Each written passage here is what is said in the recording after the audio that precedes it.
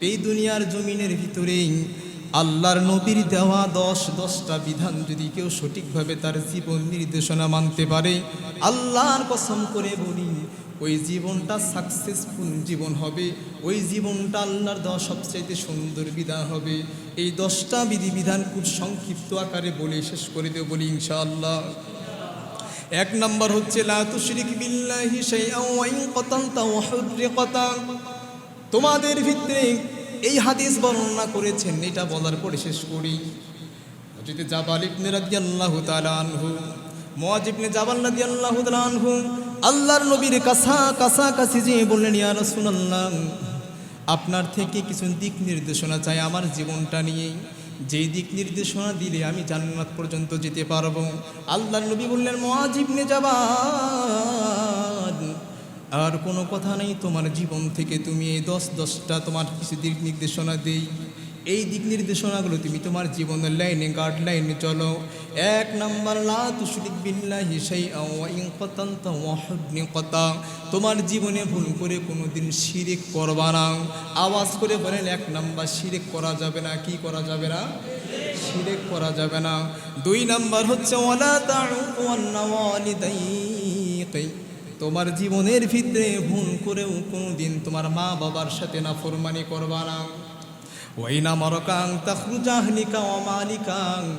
ভুল করেও কোনোদিন তোমার যদি সম্পত্তি অর্থ তোমাকে সব কিছু শেষ করে দেওয়া হয়, ঘর থেকে বের করে দেওয়া হয়, ভুল করেও কোনোদিন তোমার মা বাবার সাথে তুমি কোনোদিন নাফরমানি বেঈমানি করবা না। 3 নম্বর, আল্লাহর নবী ডাক দিয়া বলছে, মুআয ইবনে জাবাল শোনো, ও মুআয ইবনে জাবাল, তোমাকে আজ নির্দেশনা দিয়ে দিচ্ছি। 3 নম্বরে হচ্ছে লা তাতরুকান্না সালাতান মাকতুবা। ভুল করেও কোনোদিন ইচ্ছাকৃতভাবে মুআয ইবনে জাবাল 1 ওয়াক্ত ফরজ নামাজ ছেড়ে দিবা না। এবার বলেন, ফজর না ফরজ? এত আস্তে বলেন কেন? ফজর না ফরজ? কথা কিন্তু বুঝবেন। 1 ওয়াক্ত ইচ্ছাকৃতভাবে তুমি তোমার দিক থেকে ফরজ নামাজ ছেড়ে দিবা না।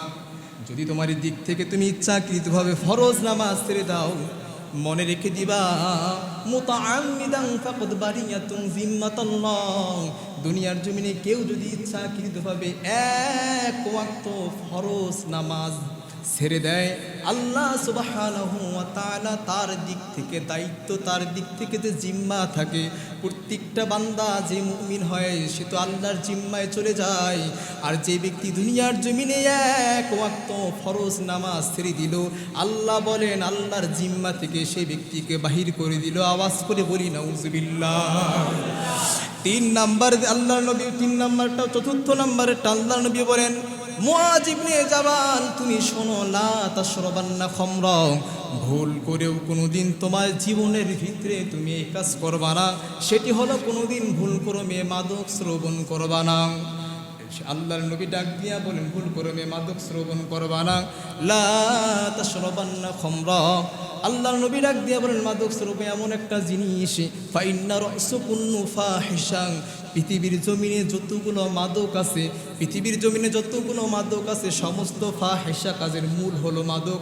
মানে গাঁজা, মদ, ফেনসিডিলিয়া বা যা কিছু পৃথিবীর জমিনে আছে সবগুলোর মূল হলো মাদক।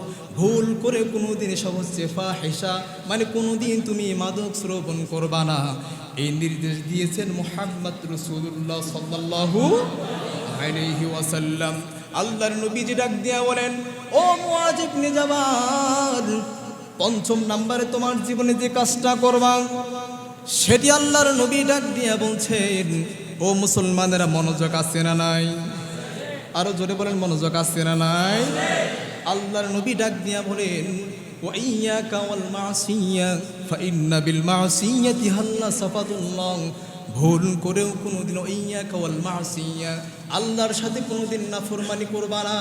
যদি আল্লাহর সাথে নাফরমানি করো, ফাইন্না বিল মাসিয়াতি হাল্লা সাফাতুল্লাহ, আল্লাহর সাথে নাফরমানি করলে, আল্লাহর সাথে বেঈমানি করলে আল্লাহ সুবহানাহু ওয়া তাআলা তোমার উপরে আসমান থেকে গজব নাজিল করে দিয়ে বলি নাউজুবিল্লাহ।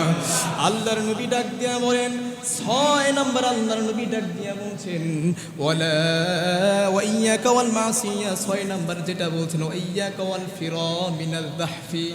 6 নম্বরেরটা বলছেন মুআয ইবনে জাবাল, শোনো, তোমাকে যদি কোনোদিন যুদ্ধের ময়দানে তুমি যদি কোনোদিন যুদ্ধের ময়দানে যাও, কোনোদিন ভুল ক্রমে যুদ্ধের ময়দান থেকে পলায়ন করবা না, ওয়া ইন্না হালাকান নাস, সকল মানুষ যদি মরে যায়, মুআয ইবনে জাবাল শোনো, ভুল ক্রমে কোনোদিন তোমরা আল্লাহর এই জমিনে তো সব মানুষ মরে গেলেও যুদ্ধের ময়দানে তুমি পলায়ন করবা না, শক্তি নিয়ে লড়বা, এমন শক্তি নিয়ে বাতিলের সঙ্গে তুমি বিরোধিতা করবা, জীবন চলে যাবে। মুআয শোনো, ভুল ক্রমেও কোনোদিন আল্লাহর সাথে তুমি নাফরমানি করবা না।